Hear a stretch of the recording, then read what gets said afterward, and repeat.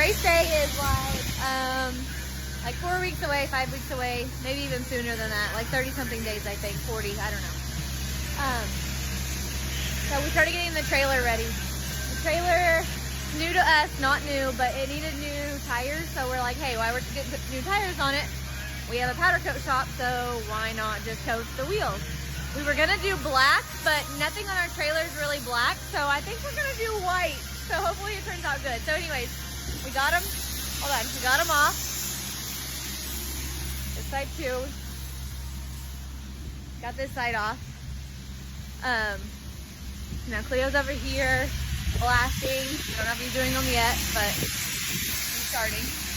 Anyways, there he is. I don't know if you can see. Oh, I can't even point. See, I don't even know. See, there's the wheels right there. So anyways, he's gonna get those blasted. I'm gonna get them coated white. Watch me do them. Thanks, guys.